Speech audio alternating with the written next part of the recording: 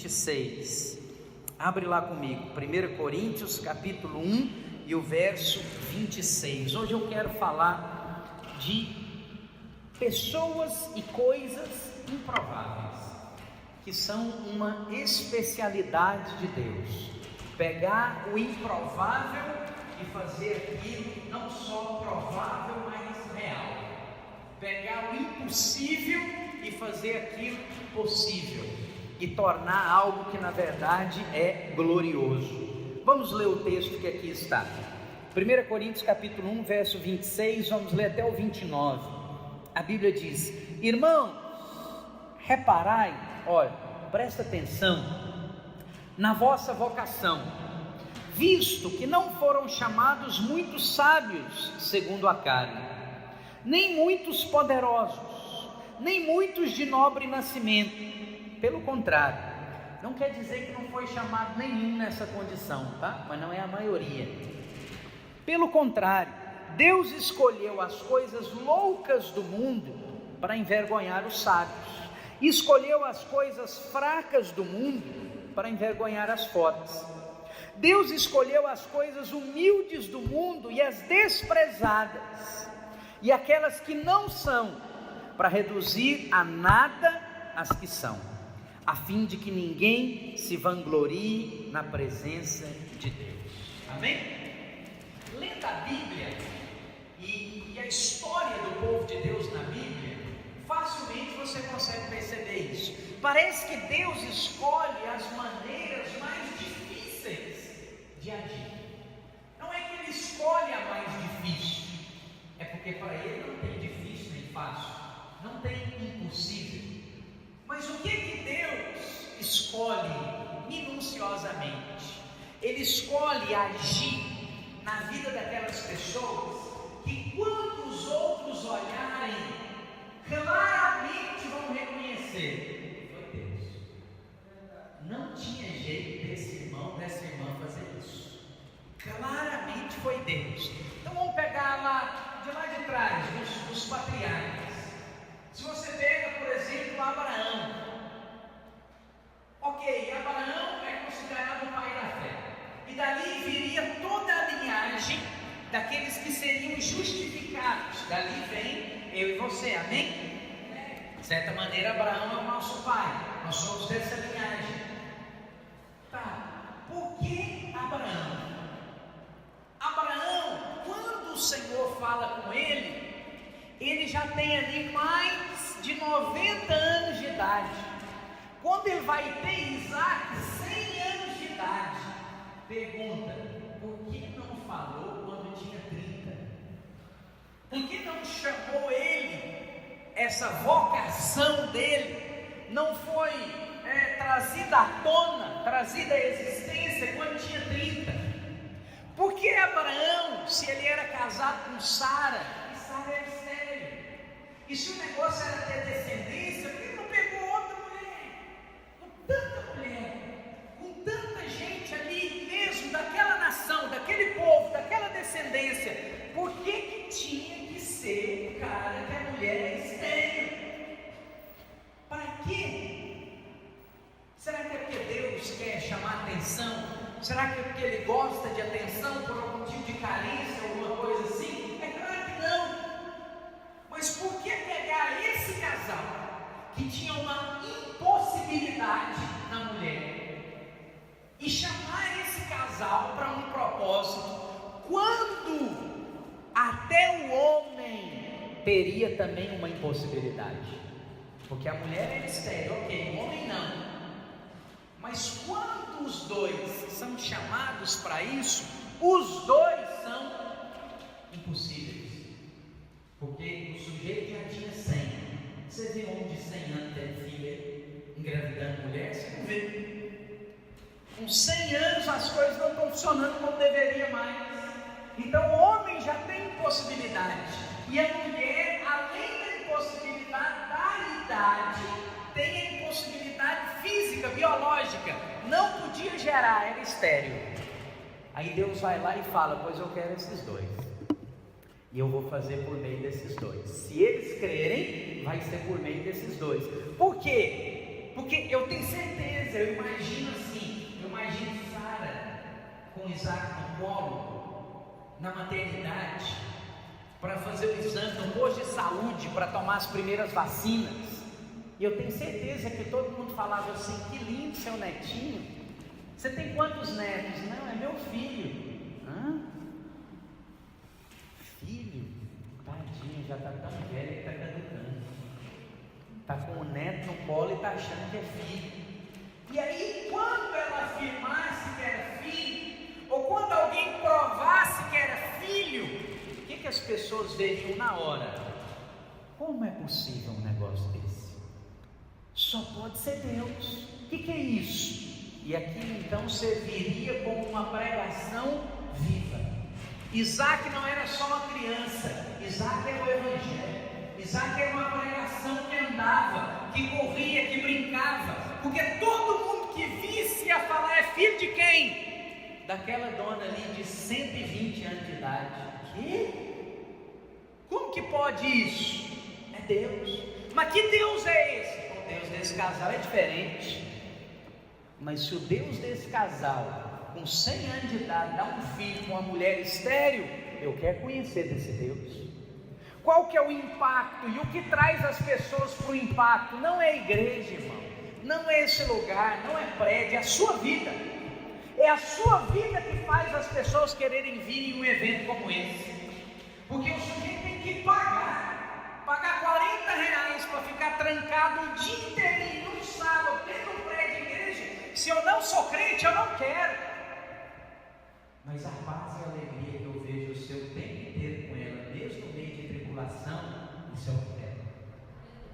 Então, se você quer ter contato com esse Deus, se você vê na minha vida, vai lá, filho, paga os R$40, passa a tarde lá dentro, você vai sair do mesmo jeito que eu estou hoje, com o mesmo conteúdo, com a mesma essência. É isso que faz alguém tomar uma atitude dessa. Claramente reconhecer que é Deus. Só pode ser Deus na vida do Arlen.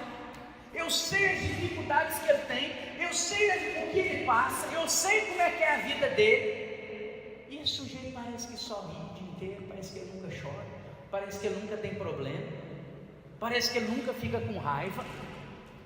Mas toda vez que eu encontro com ele, eu falo com ele, eu sei que ele não está bem, mas não é o que ele transmite. Ele transmite que está bem. Como que é isso? Ah, isso é fingimento. Não. Fingir você consegue um dia ou outro. Ninguém finge a vida inteira, não. Ninguém, dependendo da situação, é impossível os outros não perceberem que você está assim numa luta explosiva. Você acaba transmitindo. Mas por que às vezes não transmitimos coisas que são assim, pressões de morte que você está passando? Por que você não está passando? Deus já venceu aqui por você. Não é você quem vive, é Cristo que vive dentro de você. Então você expressa a glória de Cristo, é a tranquilidade de Cristo, é a alegria de Cristo.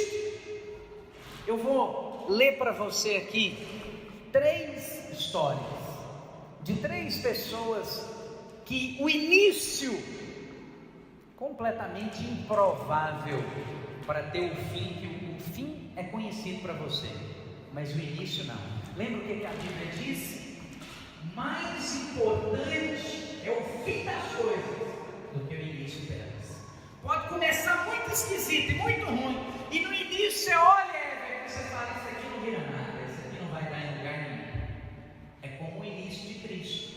Um nenenzinho dado à luz no meio da rua, dentro de um curral, num coxo de boi. Isso não vira nada, isso não vai acontecer nada, mas dividiu a história, mudou a minha e a sua vida, afetou completamente todas as coisas. No interior de um país pequeno, dentro de um curral, deitado num coxo, mudou tudo. É improvável que isso acontecesse, mas Deus é o Deus dos improváveis. Presta atenção, havia um garoto que não sabia ler até os 4 anos. Aliás, não sabia falar, não conseguia falar até 4 anos de idade, e só aprendeu a ler aos 7. Quando ele era adolescente, ele não foi aceito na escola, não aceitaram ele na escola. A professora que avaliou ele o qualificou como mentalmente lerdo, para não dizer burro, não sociável e sempre perdido em devaneios tolos. Quer dizer, você lê isso, ou você olhava essa criança e você veria assim um estereótipo do fracasso. Qual é o nome da criança? Albert Einstein. Esse era o início, essa foi a infância. O sujeito que é tido como o mais inteligente da história aprendeu a ler com 7 anos de idade, começou a falar com 4 e não foi aceito na escola, porque era lerdo e ficava voando, viajando. Outro, o garoto é confuso da cabeça, não consegue aprender. Queixava-se o reverendo Engel de um menino de 8 anos, agitado e perturbador, os cabelos eternamente despenteados, e que se recusava a decorar as lições, como fazia todo mundo, e ainda por cima ouvia mal. Quem é o menino?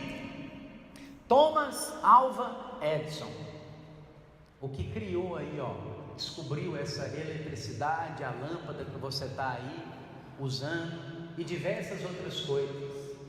Mas o início dele foi assim. Esse menino não presta atenção em nada. Esse menino nem pentear o cabelo ele não penteia. Ele, além de não prestar atenção, ele ainda atrapalha a turma inteira. Lá em Goiás a gente fala, é um estorvo esse menino. Não sei se você conhece essa palavra, mas é tipo assim, ele é uma pedra de tropeço, é uma canseira, é um caroço no meio do angu. Não devia estar aí, atrapalha você a comer, perturba todo mundo. Tem outro, vou encerrar com uma mulher. O que ela ouviu? É melhor você fazer um curso de secretariado, ou então arrumar um marido, porque você não vai conseguir nada na vida. Foi o que diz em 1944 Emmeline Snively, diretora de uma agência de modelos, agência Blue Book Modeling, a uma candidata chamada Norma Jean Baker, que por esse nome talvez você não conhece, mas pelo nome de Marilyn Monroe você conhece. Ela ficou mundialmente famosa, é a modelo mais famosa da história até hoje, mas ela ouviu isso aqui quando ela foi na agência. Sabe, se alguma vez você já se sentiu incapaz, intimidado, desprezado, deixado de lado, preterido, essa mensagem é exatamente para você. Eu já me senti assim muitas vezes, e por isso, antes de nós aprofundarmos aqui, eu quero orar por essa mensagem, orar por você. Vamos fazer isso agora? Feche os seus olhos aí, curve a sua cabeça em sinal de reverência ao Senhor e à sua palavra, e peça para que Ele fale conosco. Pai, em nome de Jesus, nós oramos nessa manhã, pedindo ao Senhor espírito de sabedoria e de revelação. Nós precisamos, Pai, receber essa palavra não na nossa mente, não pelos nossos ouvidos, mas precisamos receber no nosso espírito. Precisamos que ela habite no nosso coração e que ela fique gravada dentro de nós de uma maneira clara e também irreversível. Que ela possa nortear a nossa vida, que nós possamos nos lembrar, que nós possamos praticar, que ela se torne algo arraigado dentro de nós, parte da nossa vida, parte da nossa maneira de ser. É o que nós desejamos nessa manhã, em nome de Jesus. Amém? Tem alguns exemplos da Bíblia que eu quero dar para você e mostrar. Te falei de Abraão, nem estava aqui no esboço, mas é um dos improváveis. O outro que eu quero falar para você aqui é Davi. Davi é um sujeito completamente improvável. Era o filho mais novo de 7 filhos da casa de Jessé. Você conhece a história. Deus fala com Samuel que vai ungir um novo rei, porque Saul se perdeu. Saul não ouve mais a voz de Deus e não ouve mais o profeta. Então vai ser levantado um outro rei. E o Senhor fala com Samuel: vai até a casa de Jessé, porque lá eu já me provi de um rei. E aí tem um negócio interessante: Deus faz e decide o que Ele já fez antes mesmo de você saber, ou antes mesmo de comunicar para nós. Então aquilo que muitas vezes nós estamos orando e desejando, Deus já fez no mundo espiritual e já determinou sobre a sua vida. É por isso que nós devemos nos apropriar das coisas que temos orado e que temos desejado. É como eu falei aqui no domingo passado da viúva. A palavra que veio para Elias foi: vai lá em Sarepta, que você vai encontrar uma viúva que eu já determinei que ela te alimente. Mas quando ele chega lá, a viúva não estava disposta a alimentar, mas Deus já tinha determinado. A circunstância dizia: não vai ter comida, mas a palavra de Deus disse: eu já determinei, ela vai te dar comida. Aí você sempre tem uma escolha. Você pode olhar para a circunstância e falar: não, eu me equivoquei, eu achei que Deus falou, mas não era Deus falou. Ninguém vai achar que Deus é mentiroso, mas você pode considerar, e isso acontece com frequência, que você está enganado. Eu não ouvi direito de Deus, mas Deus já determinou. Assim também aqui, Deus já havia determinado. Samuel sabia que na casa de Jessé haveria um rei, mas quem? E aí o Senhor falou com ele: vai lá, que lá eu te mostro.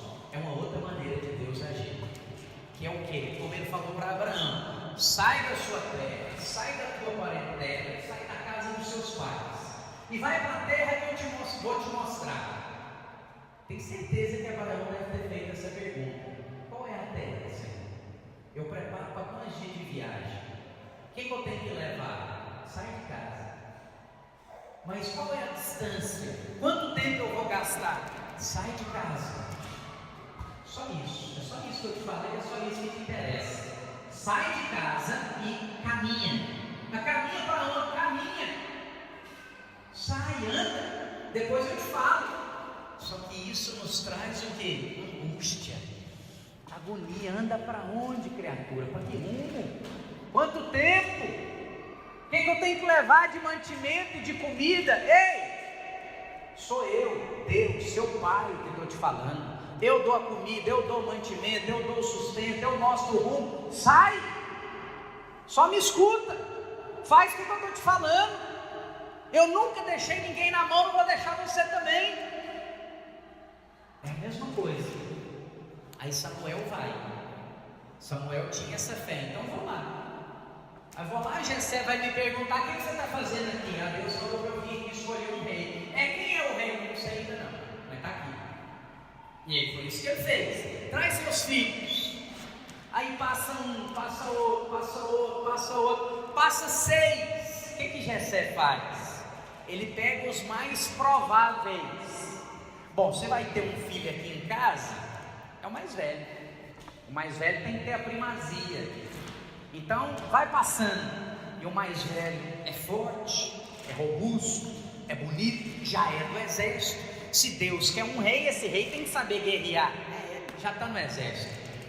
Então passa fulano, passa ciclano, passa beltrano.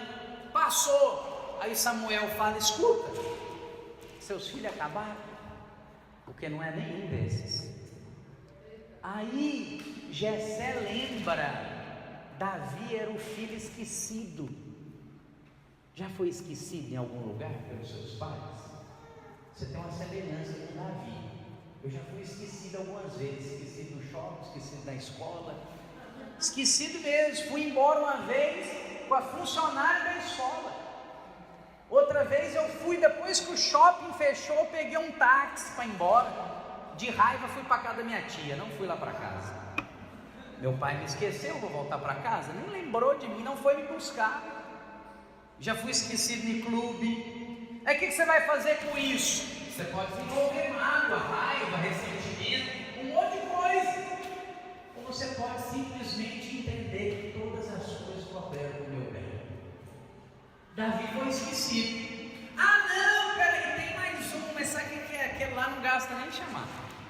Se não é nenhum desses 6, também não é aquele. Porque aquele, o trabalho dele é fazer o que qualquer um dá conta de fazer. Então é o seguinte, e ninguém quer fazer. Todos esses aqui estão aptos para serem do exército, é o trabalho nobre. Então todos estão no exército. Aquele lá não sabe fazer nada. Ele é pequenininho, ele é novo, ele é franzino, ele é até bonitinho demais para fazer parte do exército. Porque você sabe, o soldado tem que passar uma ideia de que você bateu o olho nele, se é inimigo, você já pensa, vou morrer. E aí se o sujeito batesse o olho em Davi e falava, esse menino vai me dar alguma coisa. Será que ele vem trazer lanche? Ele vai me ajudar a carregar alguma coisa? Então Davi não era aquele cara que inspirava medo no outro, que inspirava assim, força, aquela masculinidade, esse cara é homem mesmo. Deve ser. Era talvez mais delicado do que deveria.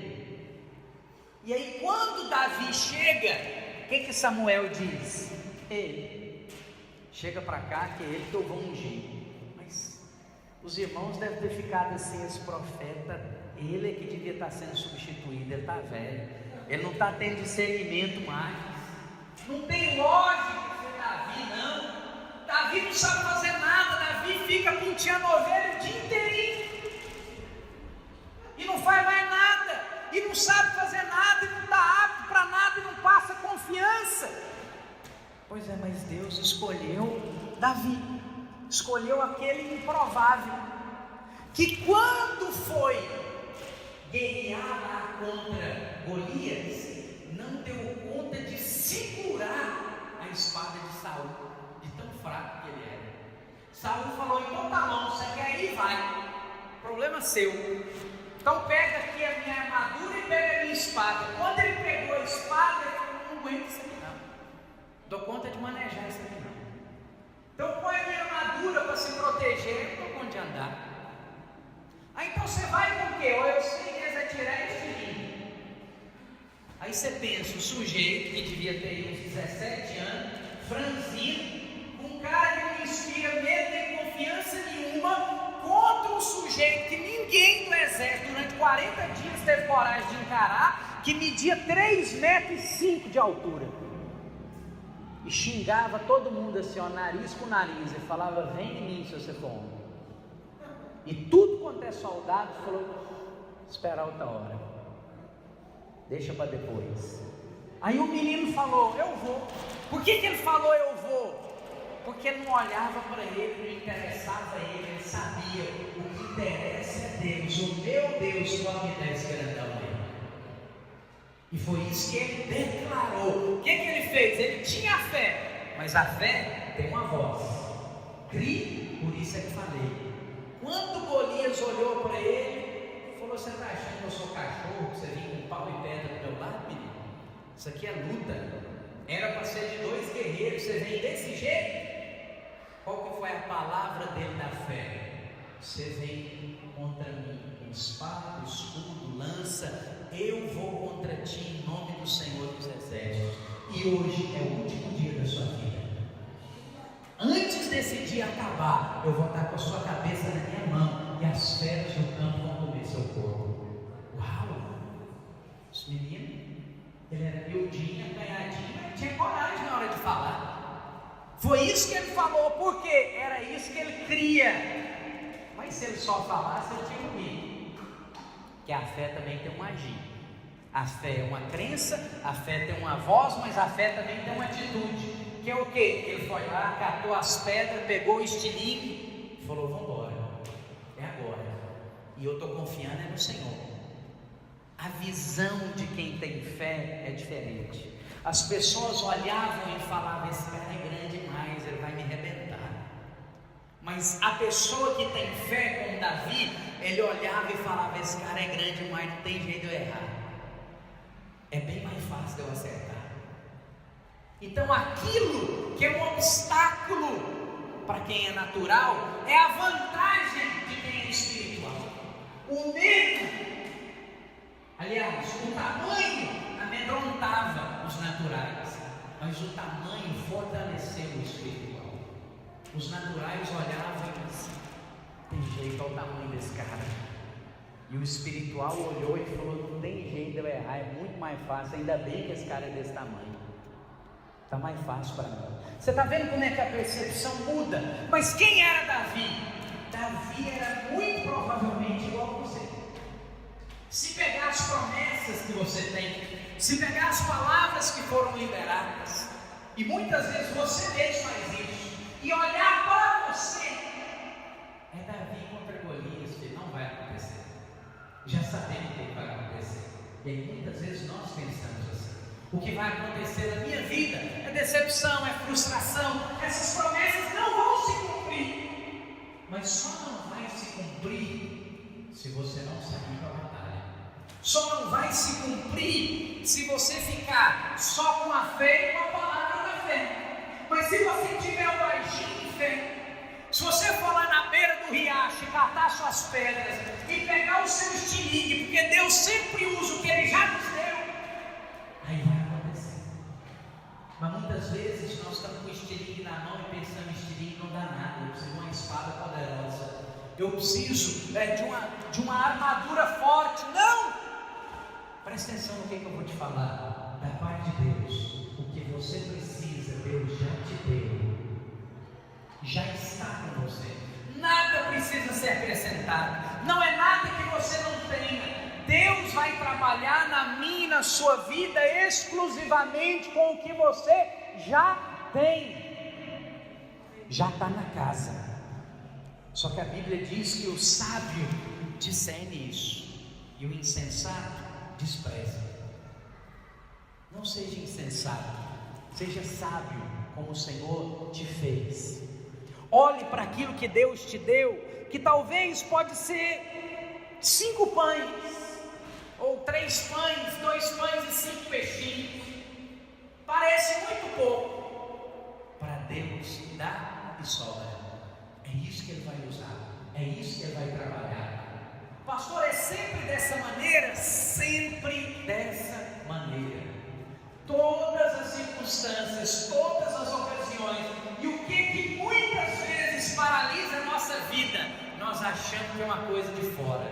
Se eu tivesse um emprego melhor, se eu tivesse um outro marido, se eu tivesse uma outra mulher, se eu morasse numa outra cidade, se eu trabalhasse em outro lugar, se eu tivesse um outro salário, se eu tivesse mais dinheiro, sempre olhando para o que está de fora. Estou te falando isso de algo que o Senhor falou comigo claramente. Eu estava orando essa semana falando: Senhor, eu preciso da provisão do Senhor, eu preciso de um suprimento, eu preciso de uma fonte de suprimento e de provisão. E o Senhor falou comigo: não te ouço, não te respondo nada. Eu falei: mas como assim, Senhor? Por quê? Porque eu já te dei o suprimento, a fonte de renda e de provisão. Você não está vendo? Você não está considerando? Você está desprezando? Você está querendo olhar para outro? Eu já te dei, não vou te dar mais nada. É o que muitas vezes nós fazemos. Você olha para aquilo que parece pouco ainda, insuficiente, e despreza. Fala: eu preciso de outra. Essa aqui não dá, ou só essa aqui não dá. Enquanto você achar e falar que não vai dar, não vai dar. Quando você queimar qualquer ponte, qualquer alternativa e falar: é essa aqui que Deus me deu, é essa aqui que Deus me abençoa, é essa aqui que Deus me provê, aí você vai começar a experimentar o suprimento e a provisão de Deus. Por quê? Porque é com aquilo que já está na sua mão. Não procure coisas de fora, não procure coisas que precisam ser acrescentadas. Cristo já te foi acrescentado, você não precisa de mais nada. Ele já te deu ferramentas. Aquilo que você precisa para cumprir o propósito de Deus na sua vida, Ele já te deu. Ele não vai te dar, não. O que Ele faz dia após dia é abrir os nossos olhos para essas coisas. Mas Ele já te deu, já está comigo e com você. Outro improvável, outro grupo de improváveis, os valentes de Davi. Abra sua Bíblia lá em 1 Samuel, capítulo 22 e verso 2. Olha quem é esse povo. É o exército de Davi. Então Deus, olha o que acontece com Davi. Olha como a vida dele é improvável. Ele está quieto, trabalhando lá nas ovelhas, como ele faz sempre. Aí de repente, o irmão dele vai lá e chama: ó, vamos lá, está te chamando lá em casa. Chega lá, o profeta fala: Deus separou você para ser o novo rei de Israel. E aí unge a cabeça dele com óleo. Quando unge a cabeça dele com óleo, a vida dele vira um inferno. Ele para de apacentar a ovelha, aí aparentemente melhora muito. Aí ele é chamado no palácio, ele toca lá para Saul, e Saul fica livre de espíritos malignos. E aí Saul gosta de Davi, mas ele gosta de Davi, depois quando Davi vai tocar de novo, ele tenta matar ele. E aí, peraí, antes, se eu tinha algum adversário, esse adversário era fraco, mas agora eu arrumei de adversário o rei de Israel, que tem todo um exército, e que aí coloca o exército para perseguir Davi, e Davi vira fugitivo. E aí quando ele vira fugitivo, chega um povo para perto dele, para ajudar ele. Que povo? Essa turma aqui, ó, que depois vai ser conhecida como os valentes de Davi. Mas quem eram os valentes de Davi? 1 Samuel 22:2. E ajuntou-se a ele, que é Davi, todo homem que se achava em aperto, e todo homem endividado, e todo homem de espírito desgostoso, e ele se fez capitão deles, e eram com eles uns 400 homens. Se liderar 400 homens já é difícil. Quando esses homens são homens que estão com a vida ruim, devendo e depressivo, sabe quem que é essa turma? É gente que, se ele morrer, por favor, o que aconteceu com ele? A vida dele já está assim horrorosa. Esse povo que juntou com Davi, foi atrás de Davi. Por que foi atrás de Davi? Um cara desse aqui se considera totalmente azarado. Se ele for bem natural, ímpio, ele vai falar: tem um trem de errado comigo. Por que ele foi atrás de Davi? Porque ele ouviu a história. Ele falou: peraí, realmente eu estou azarado, eu estou numa fase que não está legal não. Mas tem um cara que está pior do que eu. Tem um cara que diz que ele vai ser rei de Israel, mas ele está enrolado. A vida dele acabou. Ele anda fugindo o tempo inteiro. Está do meu naipe aqui. Eu vou atrás desse cara. E aí 400 pessoas fizeram a mesma coisa. Quem eram esses 400? Era todo mundo de Israel que estava com a vida que não valia a pena ser vivida. Foram atrás de Davi. Aí, isso aqui poderia ser assim, uma concentração de suicidas. Uma coisa de assim: vamos juntar todo mundo aqui e fazer um favor para nós e para o mundo, vamos morrer todo mundo. Mas a Bíblia diz que aqui estava sendo formado um exército. Pelas páginas da Bíblia, o maior exército que já houve. Não em número, mas em valentia, em bravura. Aqui no meio desses caras tinha um sujeito chamado Samar, que esse cidadão sozinho matou 300 pessoas, sozinho. Ele e a espada dele derrubou 300. A Bíblia diz que esse sujeito guerreou tanto e matou tanta gente, que quando ele parou de lutar, Jorge, a espada ficou colada na mão dele, não descolava de sangue dos outros coagulados. Do jeito que ele segurou a base da espada, aquilo virou um super bonder na mão dele, e gastou sei lá quanto tempo para sair. Aqui no meio desse povo tinha gente que atravessava linha inimiga, cruzava país para pegar um copo d'água para Davi. Era gente de uma bravura assim inexplicável. Mas como que começou esse povo? Completamente improvável. Você viu a descrição aqui? Era gente que estava depressivo, endividado, desgostoso. É gente que já tinha desistido da vida, mas que Deus achou no meio do caminho. Sabe por quê?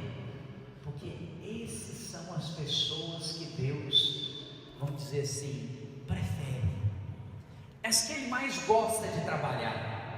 Não que não tenha espaço para os nobres, não que não tenha espaço para os eloquentes, tem. Mas quando algo dessa maneira se manifesta na vida desse povo aqui, todo mundo claramente reconhece: é Deus que fez isso. Como claramente eu consigo reconhecer que é Deus que tem feito tudo que tem feito na nossa vida como igreja. Essa reestruturação, essa reconstrução, esse lugar, tudo que Deus tem acrescentado nesse lugar, tudo que Deus tem feito na nossa vida, tudo que Deus tem construído no nosso espírito, com palavras, com clareza, com revelação, com coisas, com amadurecimento que tem sido acrescentado na sua vida, que não pode vir de mim nem de ninguém, só pode estar vindo de Deus, porque ninguém tem capacidade de fazer isso. Se você, ao olhar para as promessas de Deus, e ao olhar para você ou para a sua vida, você se sente dessa maneira, impotente, improvável, eu quero te dar uma palavra de conforto. Você está no caminho certo. Esse é o caminho daqueles que mudaram a história. Pastor, mas eu queria que tivesse tudo arrumadinho, alinhadinho. Eu também. Mas não é assim que Deus faz. Deus faz as coisas gradativamente, processualmente. Por que lá na criação Ele não liberou uma palavra só, haja tudo, em vez de ficar fazendo coisa por coisa? Porque é assim que Ele trabalha. Lá na criação Ele já estava não só criando, mas Ele estava pedagogicamente mostrando: eu funciono assim. Eu sou Senhor do tempo, mas eu não atropelo o tempo. Eu mando no tempo, mas eu me sujeito a Ele. Eu não passo por cima dele. A vida do justo é como a luz da aurora, que vai brilhando, brilhando até ser dia perfeito. O natural espelho espiritual. Por que o sol não levanta de uma vez? Porque Deus não faz nada de uma vez. Por que você não planta uma semente hoje e a árvore enorme, frutífera, nasce amanhã? Porque Deus respeita o tempo e os processos. Por que Ele não ungiu Davi por meio de Samuel? E no mesmo dia Davi foi para o palácio? Porque ele não tinha estrutura para ser rei. Agora eu quero pegar um outro lado com você, que é esse lado do tempo. Pastor, está demorando para as coisas acontecerem na minha vida. É porque Deus está trabalhando. E é assim que Ele trabalha. Ele não atropela o tempo, Ele precisa de tempo. Ele respeita o tempo.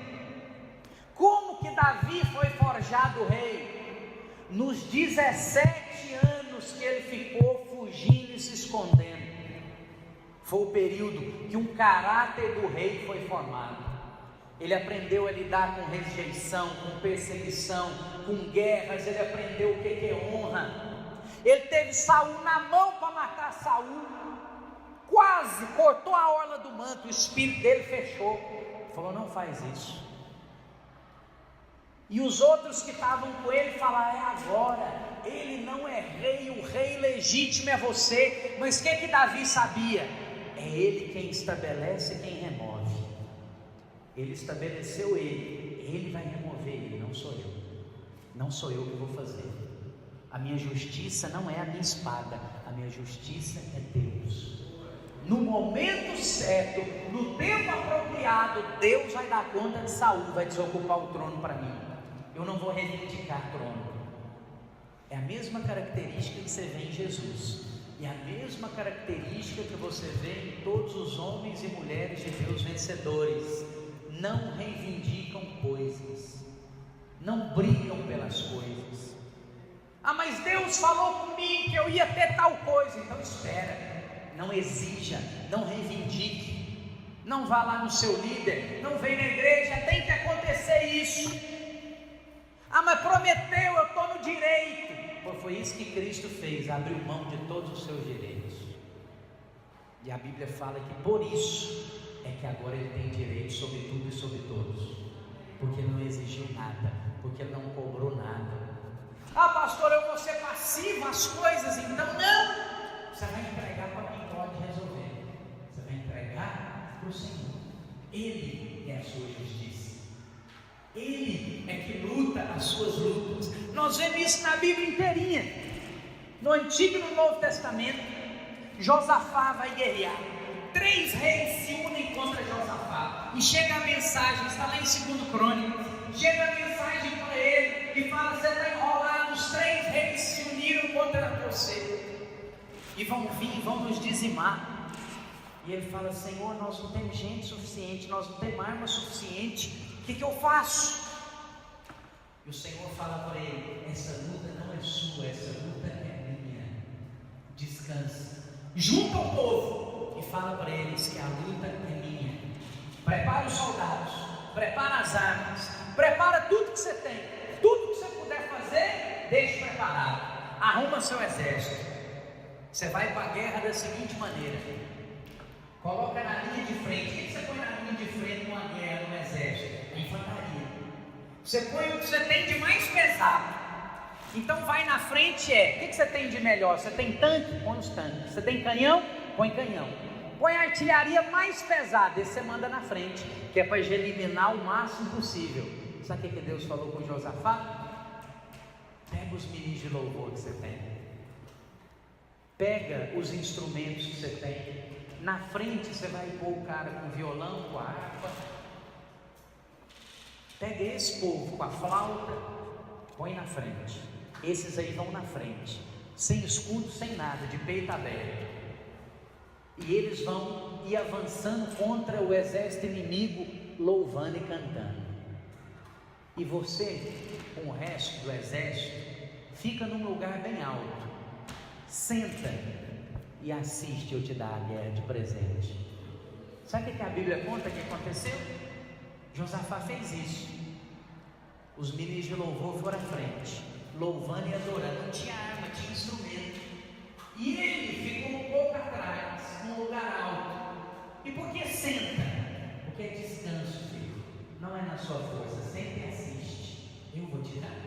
Você não vai fazer. Você vai fazer o que você já está fazendo, que é o que eu mandei. Mas o que você precisa, que é a vitória, eu vou te dar. E a Bíblia diz que o improvável aconteceu. Um exército, Filipe, se voltou contra o outro, e eles começaram a matar o outro, enquanto os ministros de louvor iam louvando. Josafá e o povo estavam sentados, olhando, e aí de repente, em vez de atacar para lá, começaram a se atacar, até todos morrerem. E aí o Senhor falou com ele: pronto, agora você pode levantar, descer lá, recolher as armas e todos os despojos, é seu. Mas que guerra é essa? Aí o que Josafá e o exército volta e diz: nós ganhamos a guerra. Que guerra que você ganhou? Você não pôs a mão numa arma, você cantou, sentou e assistiu. Mas esse é um vislumbre do que é a nossa vida na nova aliança. É isso que Deus fala conosco: canta, louva, senta e assiste. Eu vou fazer, eu vou te dar, eu vou acrescentar. Por que você está preocupado? Não preocupa. Pastor, mas é muito improvável que isso aconteça. O que mais que você quer de improvável para eu te contar nessa manhã? Isso nem estava no esboço, mas eu te terminei com a guerra mais improvável que existe. Você pode ler lá depois, capítulo 20 de 2 Crônicas. A guerra vem na mão. Na mão. Eles não têm que fazer nada. Quer dizer, eles têm que ouvir a voz, eles têm que agir em fé, mas em uma atitude improvável. Depois foi o quê? O que aconteceu? Eles não tinham armas para ganhar, agora eles têm armas sobrando.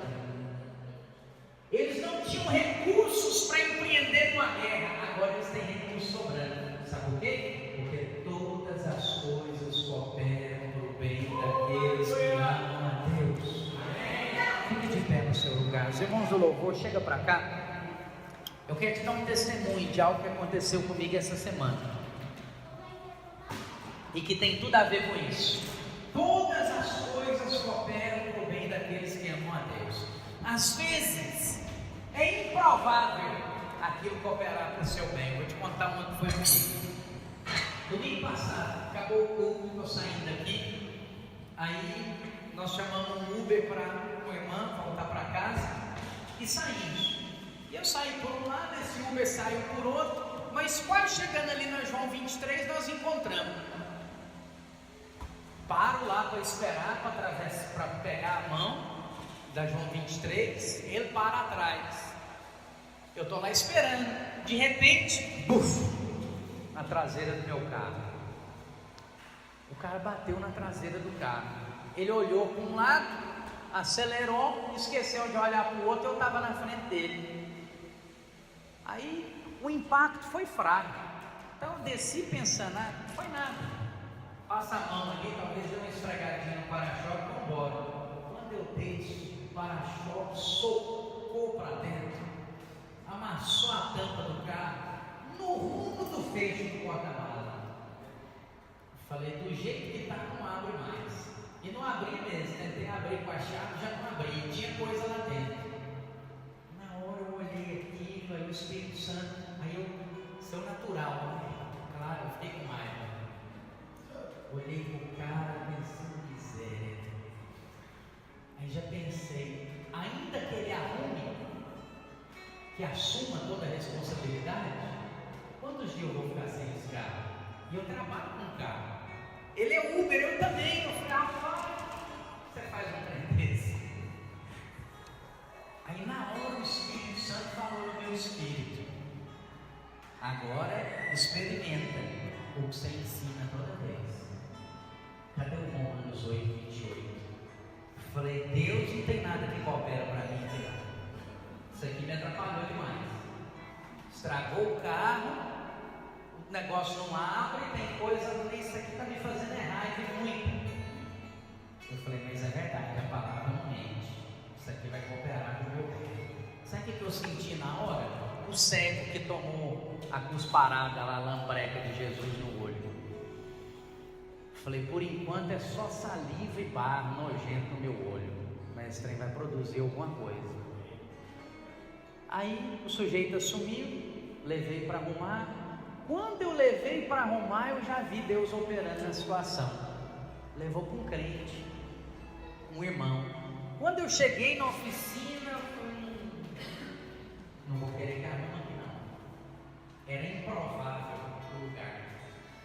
Não tinha o melhor aspecto que gerasse essa confiança.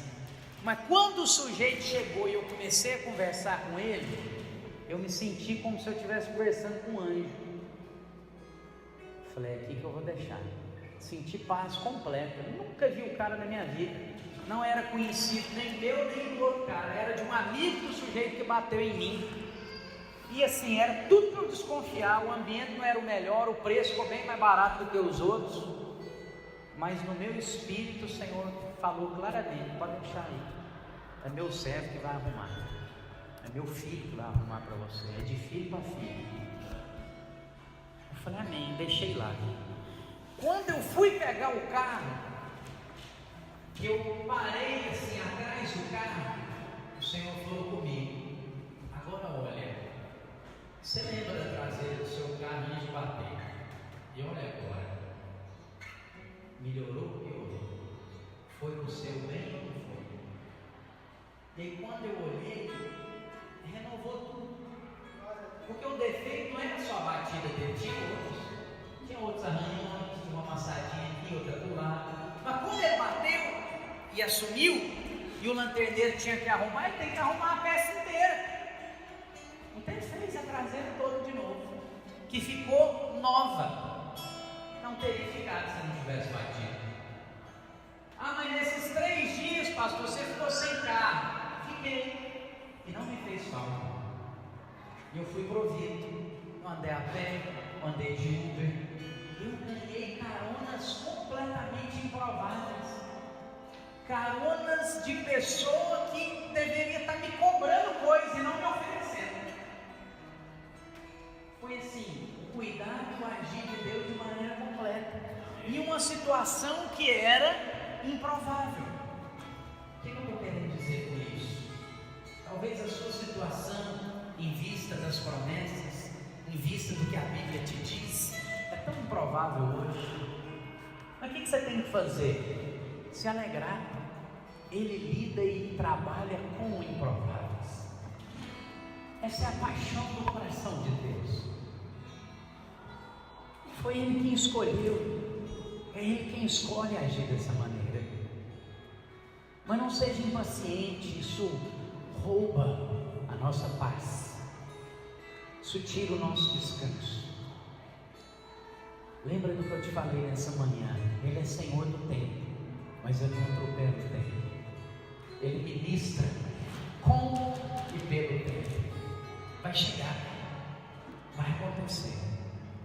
Todas as promessas do Senhor para a sua vida vão se cumprir. Você está numa luta? Louva, senta e assiste. Ele vai te dar. Amém? Vamos adorar o Senhor, vamos encerrar assim. Feche os seus olhos. Quando os instrumentos tocam aqui, nós ministramos uma canção. Queria que você falasse com ele.